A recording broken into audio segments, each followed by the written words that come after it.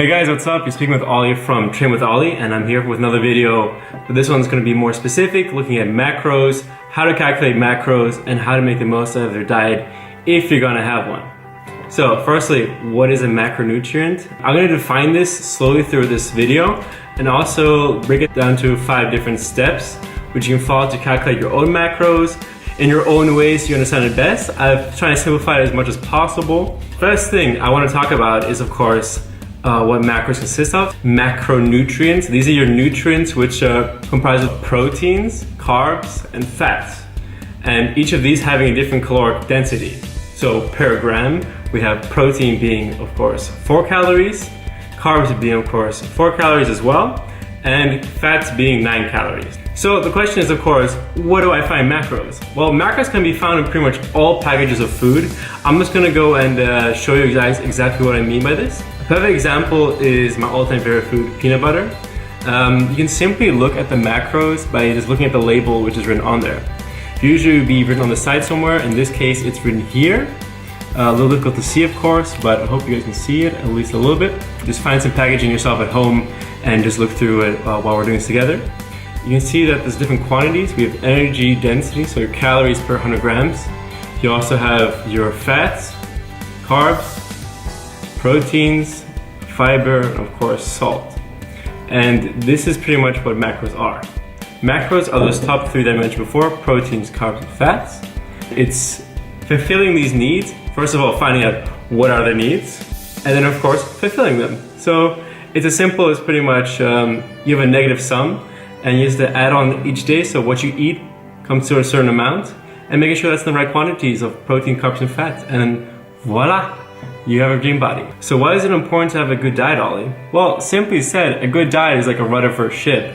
It points you in the direction where you're gonna go. And seeing that 70% of your overall result comes from your diet and only 30% comes from your training, it's more important to focus on the diet. I'm sure you've noticed as well, many people training in the gym and they've been there for years, they still look the same.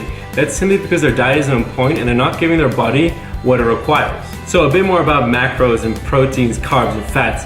I put up an example of just some good protein sources. A few examples of proteins which are good are, for example, chicken breast, which is food which is very high in protein and very low in fats and in carbs. Furthermore, turkey and fish. Other examples that I can give you for, let's say, carbs.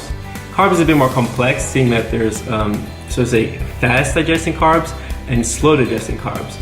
And the difference between these two is that these fast digesting carbs are, for example, very simple sugars, and these taste amazing. And these slower digesting carbs, they don't taste as good, but they're much better for our body. Being so, insulin and how it affects it. See, simply having high amounts of sugar, which is very easily absorbed by your body, aka simple sugars, your body's insulin simply spikes very quickly and it goes back down very quickly. Meaning that you have a lot of energy at one point and then it'll simply go back down. Whereas these more complex carbohydrates, meaning that they're harder for your body to digest compared to simple carbohydrates, means that you have energy for a longer sustained period of time. I'm also going to show you guys a list of just some material, of some food, you can look at as a good selection of options if you're looking at carbs, if you're trying to set up a meal together. Alright, and now for the next part, let's hope I can get these names right. We have monounsaturated, monounsaturated, polyunsaturated, and trans fats. Thank you for editing, so it looks like I did it in one take, but unfortunately I did not. Alright, so what's the most important out of these? Cook with olive oil, don't cook with butter, and you already have, well, you're doing most of the part correct. Let's put it that way, because keep it simple. Alright, awesome, let's calculate some macros. So the first thing you're gonna do, calculate your TDE, which is your total daily energy expenditure. This is the amount of energy in calories that your body uses per day just to exist. Once we know this amount, we can then add or remove calories to position your body in the correct direction of either gaining muscle and fat or losing body fat and helping you get prepared for the summer. The 2 options having different names, one called bulking, one called cutting. Bulking being when you're in calorie excess, so you're gaining, and one being in the calorie deficit where you're losing, aka your body starts to consume its fat stores for energy instead of looking for external storages. So for this example, I'm going to be doing the cut of myself and how I calculated for myself. So So the first thing you're gonna do is gonna go to this TDE website, and then from there you're gonna calculate, okay, what is my energy expenditure? For this case, an example, I put in my information and it came out at 3,000 calories. Of course, this varies depending on how much exercise you do in a day and how many calories you burn in general with your lifestyle.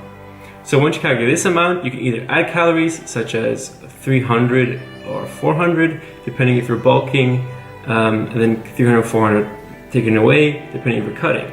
So in the extent of these numbers, I've simply just chosen them because I think they're good amounts that I'd like to use. However, they can be different for you. So just play around with what works.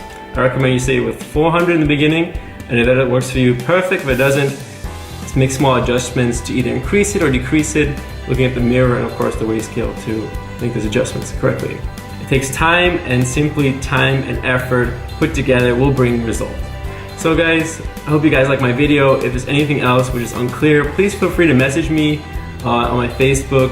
You can just type in Train with Ollie, or find me on Instagram or any other social media means that I have. And please hit me up, and then let me see how I can help you. Awesome, hope you guys enjoyed the video, and thank you for watching. Please don't forget to like and subscribe, and check out my other content. Have a good one.